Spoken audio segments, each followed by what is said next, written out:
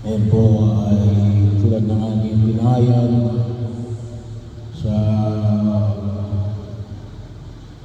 ating pagdiriwang ng kapistahan ni San Antonio ng Padua, pari at pantas ng simbahan. So bahagi ho na kung saan ay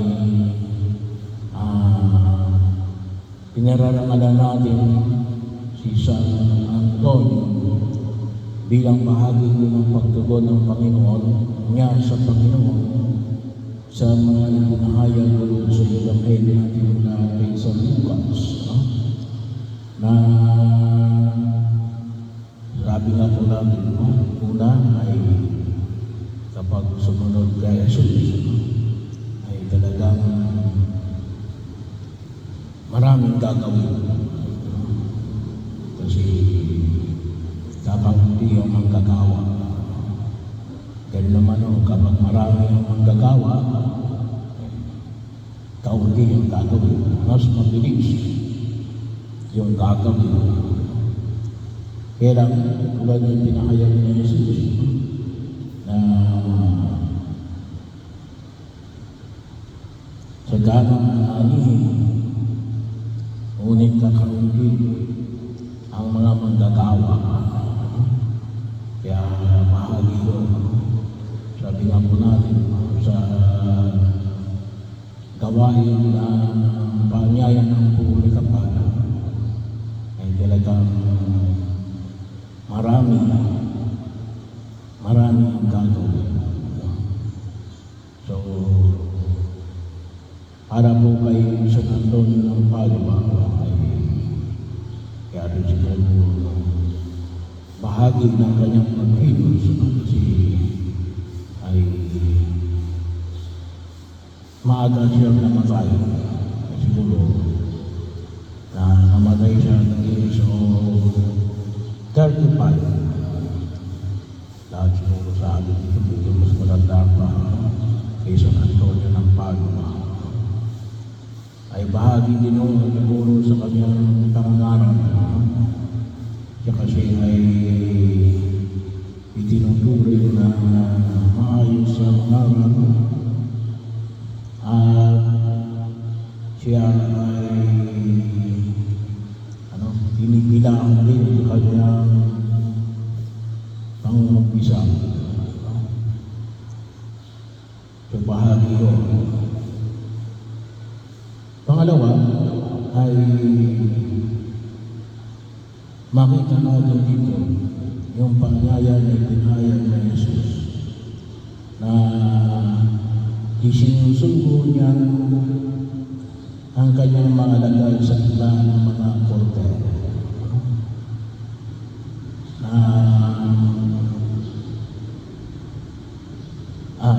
para mga kordero sa gitna ng mga asong lupan. Bishop, yung kasalukuyang Bishop, ang kanyang pangalan kasi ay Marcelino. Mayroon pang sa second name, Antonio. Sabi niya, bakit daw yung pangalan ni Marcelino Antonio? Kasi yung kanyang nanay ay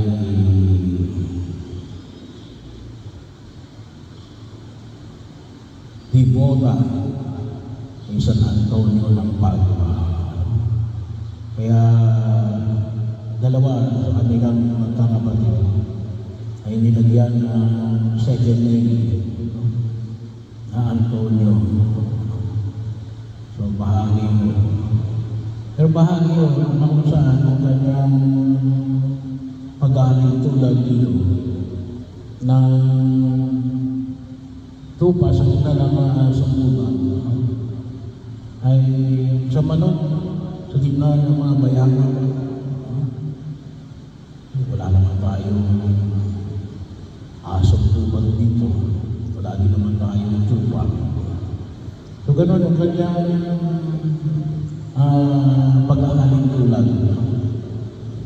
Para kang manok sa gitna ng bayawang. Ay talagang nalapain ka. Baguio. So,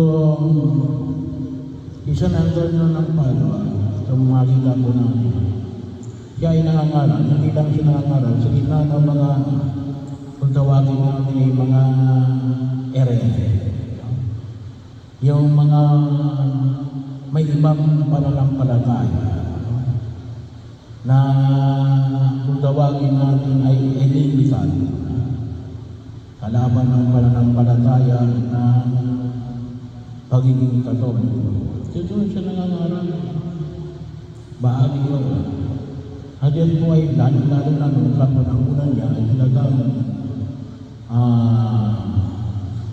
yan ay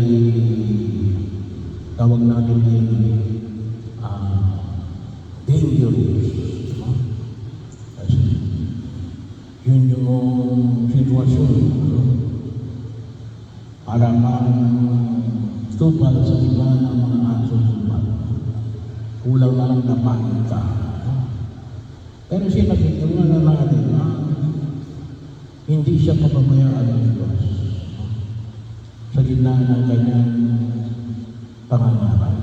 Yung pagtitiwala natin sa gitna ng mahabang panahon na kanyang inilagi para ipahayag ang mabuting balita ng pagliligtas ng Diyos, ay nais niyang tunay na pahalagahan hindi lamang yung kaluluwanan ng pagtugon niya sa panawagan ng Diyos na maging kanyang alagad, ngunit galing yung pagdala ng kapayapaan at kapanatagan ng kalooban na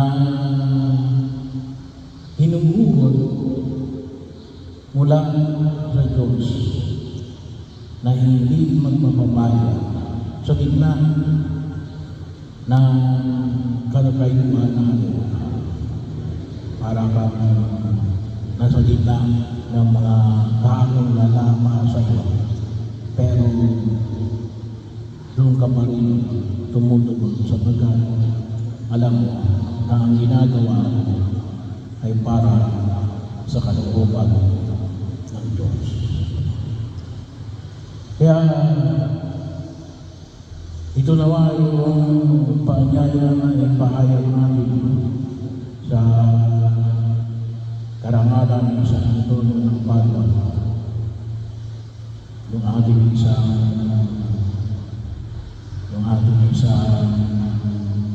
barangay ay ang patron ay si San Antonio ng Padua.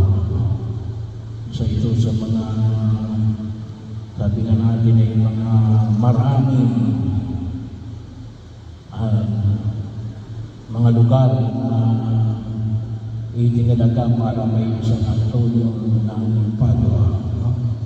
Isa rin ito sa mga putawagin natin ay sikat na mga banal. Pero ito yung idulog natin sa harapan ng Diyos na nawa makatulad tayo kay San Antonio ng Padua na makita natin na talaga kung tutusin ay maraming ipagagawa sa atin. Ang sana po ay huwag tayo manghinawa kasi marami ang aanihin, ngunit kakaunti ang magkagawa. Kaya yung patuloy rin natin panalangin na sana'y magpadala ng manggagawa sa uwasan ng Panginoon. Katulad ni San Antonio ng Padua. At pangalawa, bahagi mo ng pagtugon natin na magkaroon tayo ng katibayan ng kalooban sa gitna ng maraming pag-aalinlangan ng daigdig na ito, na nawa maging mabibay yung ating pananalig sa Diyos natin. Hindi tayo pababayaan ng Diyos. hindi tayo iiwanan ng Diyos. So, yan kung minsan yung takot na bumabalot sa katauhan ng tao ngayon, no? Na kuminsan kumakapit sa madalim, no? Kasi ang naging pamantayan nila hindi ang Diyos. Alam nyo, kapag nakikinig tayo sa mga balita, kalimitan, kapag nahuli yung mga salamin, sasabihin na yan ay gawa ng kahirapan. Yung nagiging bukang bibig ay gawa ng sa gitna ng pangailangan. Yun ang ginagawang dahilan. Walang makain ng pamilya. Yun ang kalimitan narinig natin sa balita. Wala tayong narinig sa balita na bakit na nagsusumikat na tumagon sa panawagan ng Diyos nagsisikap na umiwas sa kasalanan. Wala no? Wala ka marinig na katulad sa Antonio natin, nagtitiwala ka sa kapangyarihan ng Diyos na magagawa ito, mapaglalabanan mo ang lahat ng hamon at lahat ng tukso kapag ginawa mo ang kalooban ng Diyos. Yung nga lamang, no? Ay sabi na natin dito, hindi easy work, no? Medyo may kapitanan, no? Kasi nga ilalagay mo ang sarili mo, ano, sa gitna ng mga bayawak ng tingin sa iyo ay manok na lalapain, no? Kaya nakakalungkot. Kuminsan mas gusto natin na maging mga bayawak na lalamon sa manok kaysa yung manok o tupa na handang ipakita na hindi tayo iiwanan ng ating Diyos.